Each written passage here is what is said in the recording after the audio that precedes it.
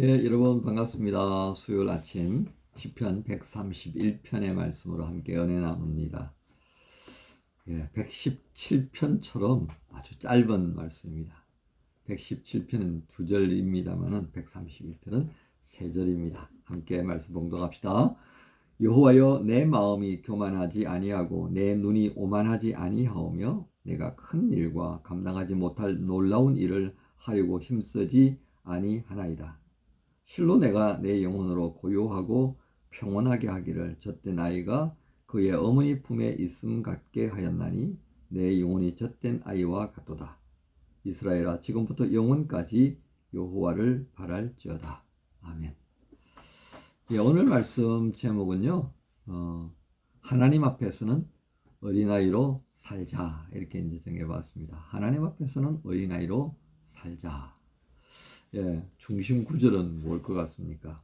예, 이 131편 3절에 있는 이스라엘아, 지금부터 영원까지 여호와를 바랄지어다.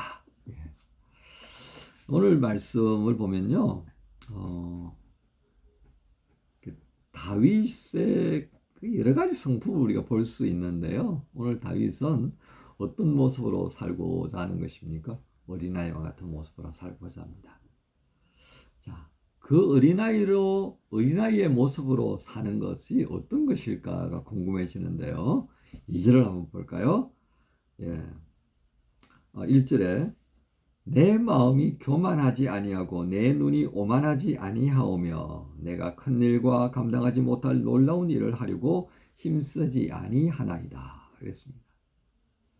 여러분, 이 네 가지 교만, 오만, 교만은 자기를 높이는 거예요. 그리고 오만은요, 눈이 높은 거예요. 예. 구분하겠죠, 그죠? 나를 높이는 거예요. 오만은 내 눈이 높아가지고, 예, 작은 자들에 대해서 업신여기고, 예, 가치가 좀 떨어진다 싶으면 버려버리려고 그러고, 그죠? 효용 가치가 없으면 버리는 거. 자, 교만과 오만의 차이. 그 다음에 또 큰 일을 하려고 막 뭘 한단 말이에요. 큰 일을 하려고.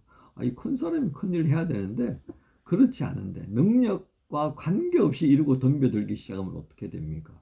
좀 복잡해집니다. 큰 일을 하려고 하지 않으며 또 감당할 수 없는 일. 예, 이거 벌리기는 했는데 수습이 안 되는 그런 사람들이 있잖아요. 그죠? 감당이 안 되는 그 일을 하는 거예요. 그러면 누구가 또 고생을 해? 옆에 사람이 고생하잖아요. 그죠? 이 네 가지가 우리가 가지는 허영에서 비롯됩니다. 허영. 용량을 초과해서 살고 싶어 하는 우리의 욕망은 있어요. 근데 그게 조절돼야 되잖아요. 그게 이제 인격입니다. 인격. 훈련받아서 생기는 인격이 돼야 되는 거죠. 그죠? 인격은 다듬어져야 되는 거니까 훈련을 반드시 필요로 합니다. 뭐 학교를 뭐 길게 다녔다고 그거하고 관계 없어요. 학교 다니는 거 관계 없더라고요. 오히려 학교 오래 다니는 사람들 인격이 좀 문제가 많아요. 그렇다고 또 뭐 그렇다는 게 이제 좀 뭐 그냥 대체적으로 그렇다 그렇게 보시면 될 것 같습니다. 어떤 분들이 저는 막 화낼 것 같은데요. 어쨌든 많이 배우면 겸손해져야 되는데 좀 배우고 나니까요. 저도 좀 배우고 나니까 어떨 때는 교만한 게 있고요, 오만한 게 스물스물 기어 들어오는 게 느껴지더라고요. 자, 오늘 여기 등장하는 다윗은 어떤 사람입니까, 여러분? 그냥 한 나라의 왕입니까? 그 수준 넘습니다. 제국을 건설했어요. 그죠? 북쪽으로부터 남쪽, 서에서부터 동쪽에 이르까지 정말 강력한 어느 누구도 쉽게 이렇게 뭘 오라가라 할 수 없는 그런 제국이 되어졌던 것이 다윗 때입니다. 또 젊은 날에 다윗은 어떻습니까? 골리앗하고 산파 싸워가지고 물맷돌 3개로 다윗을 거꾸러뜨렸잖아요. 천하무적. 예. 그러니까 좀 교만할 만하잖아요. 그죠? 음. 그런데 또 그렇지 않겠다고 말합니다. 엄청난 부도 누렸으니까. 예. 뭐 눈이 좀 높을 만하잖아요. 예. 핸드백도 뭐 샤넬백 그런 거 있어야만이 뭐 좀 눈에 찰 정도로 이게 눈이 높아질만 하잖아요. 그런데 그가 하나님 앞에서 어린아이와 같은 모습이 되기를 소망합니다.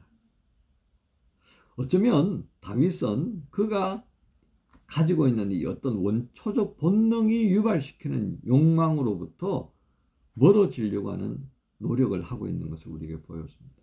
여러분 이거 참 쉽지 않거든요.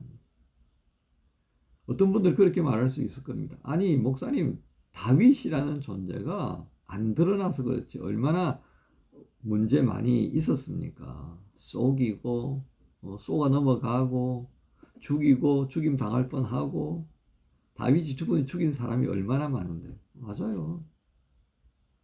그런데 그것을 통하여서 다윗이 자신을 교만하게 만들고 오만하게 하기를 원하지 않는다. 왜 그럴 것 같습니까? 그것은 다윗이 고백을 했잖아요. 시편을 쭉 묵상하면서 듣는 그의 고백은 뭐 하나님이셨다. 하나님께서 하시지 않으면 아무것도 안 됩니다. 그래서 집을 세우는 자의 수고가 헛될 수밖에 없다는 거죠. 하나님께서 세우지 않으면. 성을 지키는 자 파수꾼의 헛수고가 왜 그렇게 되겠습니까? 하나님이 지키시지 않으면 그렇게 된다는 거죠. 그래서 다윗은 딱 정리하잖아요. 하나님이 하신 거다. 이 제국을 만든 것도 자기가 이렇게 영광을 누리는 것도 부귀영화 모든 것들은 하나님께로부터 허락받은 것이다 하는 것을 그는 고백합니다. 여기에서 이제 우리가 위대한 것을 보는 거예요.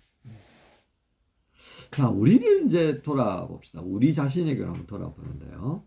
우리는 그분에게 우리가 이 맞추기 위해서 어떻게 하고 있습니까?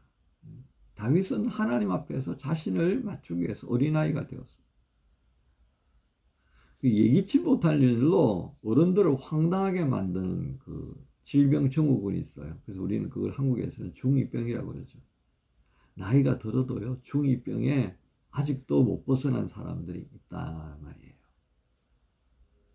3D 업종에서 일하는 사람들 곁을 지나가면서 아이를 데리고 가는 엄마라고 하는 사람들이 뭐라고 하는지 여러분 아시죠?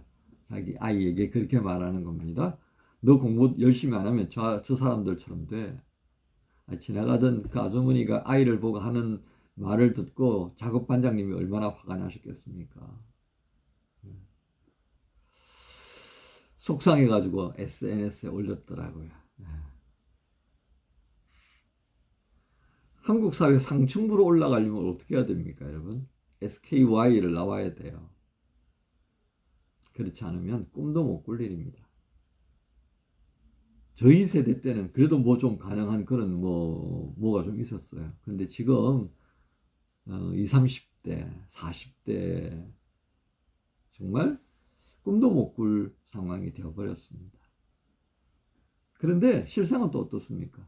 이 SKY라고 하는 사람들이 한국 사회 상층부를 구성하면서 그들이 가지고 있는 교만과 오만으로 인하여서 한국 사회가 지금 멍들어가고 있다는 것은 또한 모르고 있을 것 같습니다. 그들만이 이 한국을 지탱할 수 있다라고 생각한다면요, 정말 그것이 교만하고 오만합니다. 세상이 과연 그들만의 리그로 흘러간다고 생각하십니까? 그렇지 않습니다. 이들만이 아닙니다. 어떤 경우는 과욕으로 인해서 나와 주변 사람들이 고생하는 일이 생깁니다. 무엇인가 큰 일을 하고 그것으로 이름을 내고 싶어 합니다. 그래서 능력이 안 되는데도 그 자리에 올라가려고 불법을 자행하는 경우들을 우리가 왕왕 보게 됩니다. 이 모든 것이 얼마나 헛된가를 빨리 깨닫기를 바라시는 주님이 다윗을 통해 그 말씀을 하시는 겁니다. 과욕은요, 화를 부릅니다. 과욕이 밧세바를 취한 것, 그건 무엇입니까? 과욕의 한 예입니다. 그래서 나단 선지자를 통하여서 아주 꾸짖으실 때 그 말씀을 하시잖아요. 내가 너에게 뭐 안 된다고 한 적이 있었느냐? 이렇게 하시잖아요. 그런데도 또 네가 이렇게 하는 것은 그것이 과욕이라는 것이죠. 그래서 꾸중하시는 겁니다. 크게 꾸중하셨죠. 또 그것을 듣고 크게 통해 자복하는 다윗의 모습을 우리가 주목할 필요가 있습니다. 여러분, 만용은요, 자멸의 지름길인 것을 기억합시다. 자신에게 주어진 것을 찾고 발전시키는 것과 만용은 다릅니다. 가지고 있는 건 요거밖에 안 되는데 이걸 포장해서 과대 포장해 버린 거예요. 나 이만큼 할 수 있어. 이게 많은 거예요. 그건 거짓이죠. 그래서 결국 자기도 망하고 그 거짓의 마력에 휩싸여서 함께 들어온 나방 같은 이들이 있지 않습니까? 같이 망하는 겁니다. 믿음으로 행하는 것이 결국 이런 교만과 오만, 과욕과 만용으로부터 이탈되어질 수 있는 우리의 팔을 그 자리에서 떠나지 않도록 붙들어주는 힘이 되는 줄을 오늘 그렇게 다윗이 증거하는 것입니다. 이러한 것으로부터 우리가 이길 수 있는 것, 결국 다윗의 노래하는 이 시편에 귀를 좀 기울여야 하지 않겠습니까? 끝없이 묻는 다윗입니다. 여러분, 사울 왕을 피하여 도망갈 때 다윗이 끝없이 묻는 것 여러분 보셨죠? 우리가 보고 배워야 할 이유가 되겠습니다. 바로 그것이 다윗은 하나님 앞에서 어린아이와 같은 모습이 되어진 구체적인 예입니다. 다윗은 은혜를 구하는 사람이었고 은혜를 경험한 사람입니다. 그리고 그 은혜로 인해서 자신의 지금의 존재가 되어졌다는 것을 고백합니다. 그러기에 그는 언제나 이스라엘의 하나님이 나의 중심이고 우리 민족 또한 그렇게 되어지길 바란다 라고 하며 성전에 올라가는 시를 지었지 않나 싶습니다. 오늘 할 수 있다면 우리 각자의 색상 앞에 교만과 오만, 만용, 과욕 대신에 하나님 앞에서 어린아이로 살자 이렇게 한번 써붙이면 어떻겠습니까? 수요일 여러분 모두를 주님께서 사랑하시고 그리고 사랑하시는 여러분들과 함께 또 이 복된 하루를 살아가기를 바라는 마음으로 이끌어 가시는 줄로 믿습니다. 이 주님과 함께 동행하시는 복된 수요일 되십시다. 예수님의 이름으로 여러분 모두를 축복합니다. 주님 감사합니다.